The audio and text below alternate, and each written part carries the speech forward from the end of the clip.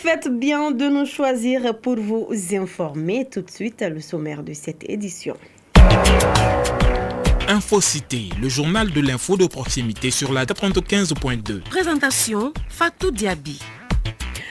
Ils sont 2500 jeunes femmes et hommes à prendre part au 14e contingent du programme de stage initié par le gouvernement. Ils ont prêté serment ce matin et savent désormais au sein de quelle structure ils doivent suivre leur stage de 12 mois. Renforcer la solidarité et la cohésion sociale en faveur des personnes sinistrées suite aux inondations est l'objectif d'une remise de kits de vivres et de non-vivres de l'ONG ADEJ.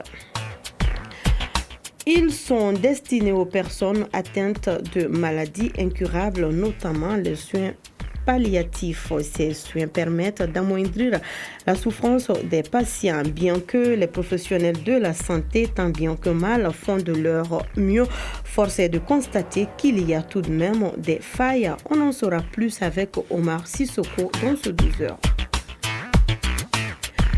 Voilà pour le sommaire, mesdames et messieurs. Bonjour à tous et bienvenue aux informations sur la 95.2. Je le disais tantôt, lancement ce matin dans la salle Djilibaba Sissoko du Centre international des conférences de Bamako du 14e contingent du programme de stage de formation professionnelle de l'Agence pour la promotion de l'emploi des jeunes APEJ. Ce stage de 12 mois initialement prévu pour 500 jeunes va concerner 2500 des différentes contrées du Mali. L'objectif est de rendre les jeunes plus compétitifs sur le marché de l'emploi.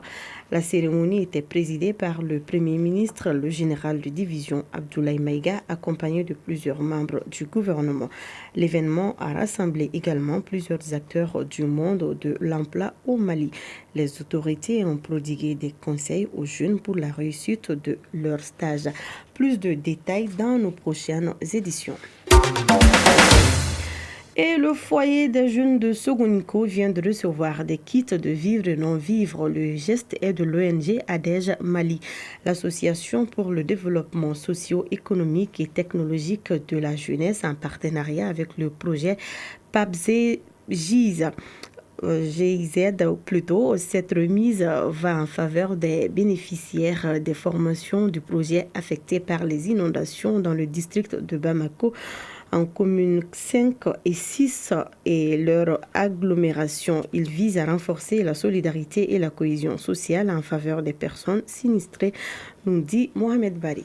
Les inondations de l'hivernage 2024 ont gravement affecté Bamako, avec pas moins de 2700 ménages sinistrés. Parmi eux, 322 bénéficiaires des formations du projet PAPS-GIZ qui regroupe ce jour des kits essentiels, vivre et non-vivre, de la part de ADEJ et du dit projet, à l'endroit de ses bénéficiaires. Abdoulaye Maïga, responsable cohésion sociale PAPS-GIZ. Le projet met l'accent sur 3 composantes, la formation professionnelle, l'appui en entrepreneuriat et la cohésion sociale. Aujourd'hui, l'activité de solidarité s'inscrit dans le cadre de la cohésion sociale et le renforcement de la solidarité entre les déplacés internes, les réfugiés et les communautés hautes vulnérables. Modibo Diakité, président de ADEJ, Association pour le développement socio-économique et technologique de la jeunesse. Le but de cet événement, c'est d'apporter un soutien aux personnes sinistrées d'inondation, spécifiquement les bénéficiaires du projet PAPS-GIZ. Donc ces bénéficiaires-là, vous savez, pendant l'hivernage passé, les inondations qui ont frappé Bamako ont touché majoritairement la commune 5 et la commune 6.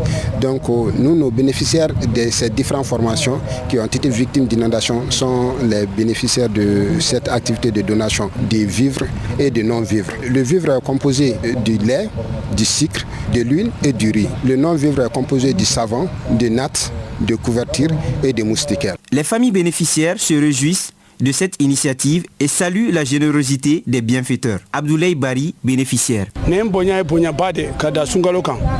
Ces présents qu'on nous a offerts aujourd'hui est juste énorme en coïncidant avec le mois des Ramadan. Un peu, tu peux rien lui donner qui lui fera plus plaisir que le lait. Mais là, il y a tout, nattes, sucre, couverture, entre autres.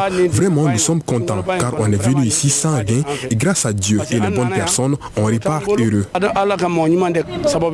Après Sogonico, les prochaines remises de kits aux sinistrés sont prévues à Niamana le 14 mars et Kalabankura le 17 mars. 12 heures passées de 5 minutes à présent. Dans la mouvance de la Journée internationale des droits de la femme, la rédaction décide de faire lumière sur les femmes braves cachées de la boîte. Aujourd'hui, vous allez découvrir Halima Ouattara, technicienne à la radio nationale. Elle a su se distinguer par son sérieux dans son travail. Agent de l'ERTM depuis 2010, Halima allie vie professionnelle et vie de famille avec aisance. Selon elle, il faut juste une grande organisation et détermination pour pouvoir jongler les deux. Aïssata Traoré nous dresse son portrait. Certains métiers deviennent des vocations depuis l'enfance. C'est le cas de Halima Ouattara qui a aimé le travail des techniciennes à bas âge. La technique, j'ai aimé parce que mon père aussi était un technicien, mais pas à l'ORTM. Il touchait beaucoup les fils, donc j'aimais ça. Donc je suis partie faire des études en électronique. Née le 11 septembre 1980 à Bouaké, en Côte d'Ivoire, Halima a fait ses études en Côte d'Ivoire. Après son bac, elle a eu un BTS en technique en 2004. C'est ainsi qu'elle est venue ici au Mali. Quand je suis venue, c'était un peu compliqué puisque je ne connaissais même pas la radio. Je ne savais pas qu'est-ce que c'était la radio, quoi. La technique, je ne connaissais rien. Il y avait tellement de boutons, les CD, les DAT, les cassettes, c'était tellement compliqué. Donc au début, c'était compliqué vraiment. Halima exerce depuis 15 ans à l'ORTM. Elle a su se faire une place de choix à la radio nationale. Malgré les contraintes liées à son travail, Halima parvient à joindre ses deux vies avec aisance et invite les autres femmes à ne pas se décourager. J'arrive souvent à m'adapter, quoi. C'est-à-dire, tu te lèves trop tôt. Quand tu aimes ton travail, tu essaies de jongler, quoi. Je peux dire aux femmes, elles n'ont qu'à essayer de travailler. C'est-à-dire que travailler, avoir un peu d'argent, quoi, pour au moins soutenir la famille, puisque l'homme ne peut pas tout gérer.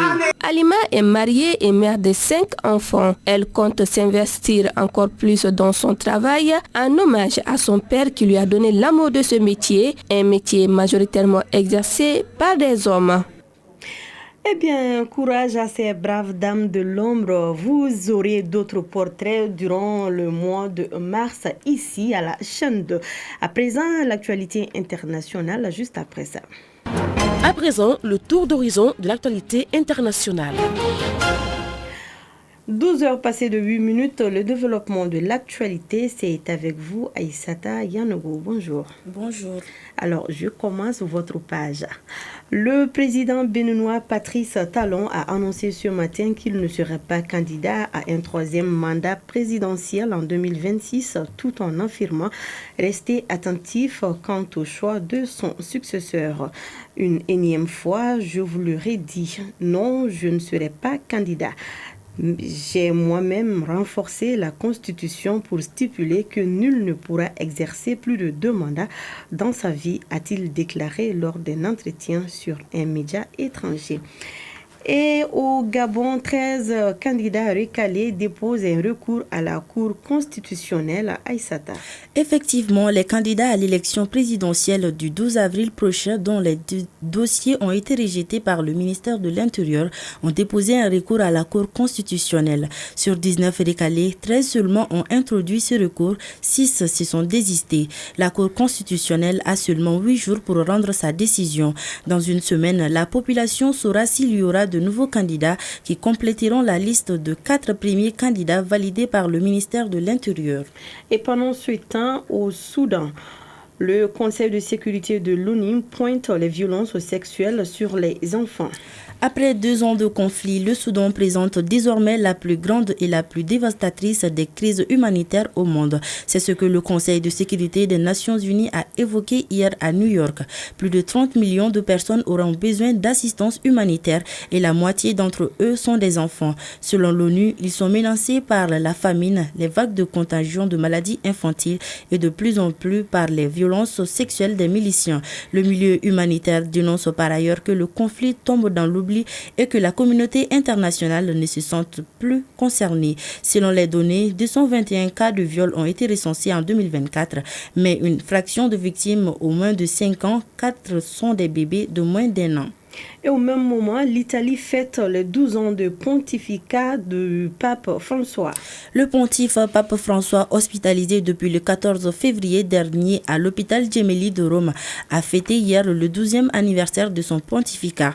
À cette occasion, le personnel médical qui assiste le pape a organisé un bref moment pour célébrer cet anniversaire en lui remettant un gâteau avec des bougies.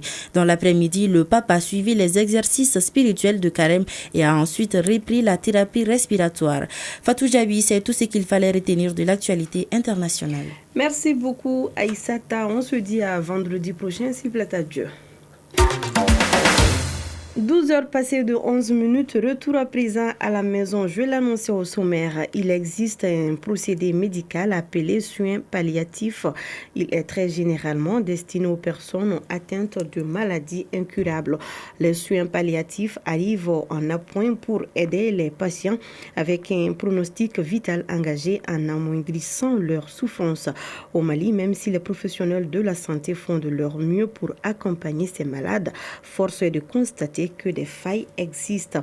C'est ce que nous dit Oumar Sissoko.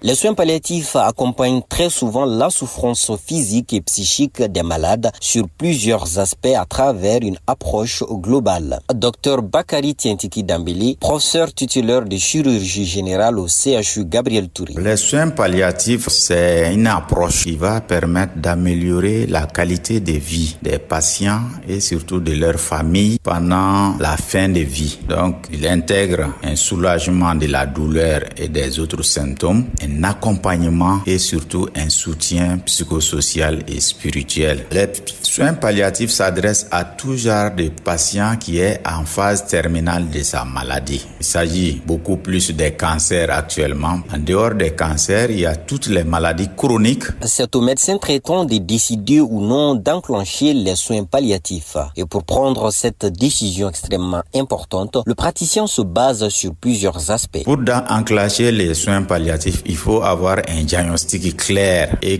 voir que les traitements disponibles ne seront pas efficaces et que cette maladie va évoluer inéluctablement de façon défavorable vers la mort. Les médicaments en soins palliatifs, c'est la morphine. La morphine étant chère et moins disponible, surtout dans les formes injectables, si nous arrivons à avoir la morphine en solution orale, ça permet énormément à ce que les malades puissent contrôler sa douleur et mourir tranquillement dans la dignité. Les soins palliatifs représentent plusieurs spécificités selon les différentes unités d'intervention. Par exemple, en médecine de réanimation, soins palliatifs est synonyme de l'emploi de la technologie. Professeur Moustapha Issa Magani, chef de service à l'unité de réanimation au CHU Gabriel Touré. Pour la réanimation, l'environnement porte beaucoup. Quand tu rentres dans une unité de réanimation, tu vas voir que les machines sont là, c'est la technologie. Ce sont ces machines-là qui prennent en charge les détresses vitales immédiatement, chose qu'on n'en a pas en oncologie. Vu le rôle de premier plan qu'ils jouent aux côtés des patients dans le combat qui les oppose à la maladie, dans certains pays, on a fait des soins palliatifs toute une branche de spécialisation. Chez nous, au Mali, il faut le reconnaître, la dynamique peine à suivre à cause de l'absence d'une organisation globale et d'une stratégie nationale. C'est pas structuré, c'est tout notre problème. Chacun fait à peu près quelque chose dans son coin. Donc il faut qu'on arrive à structurer ces soins palliatifs. Professeur Moustapha Issa Magani, chef de service à l'unité de réanimation au CHU Gabriel Touré. Il faut que les soins palliatifs soient intégrés dans la structure de financement du système sanitaire au Mali, soit national ou à tout niveau de soins. Et en deuxième lieu, il faut procéder à la formation des bénévoles aux titulaires afin de garantir une couverture adéquate. Il est clair qu'actuellement, on ne peut pas parler d'un système de santé adapté et efficace à se passer des soins palliatifs face à des maladies de plus en plus sévères et fulgurantes, difficiles à contenir.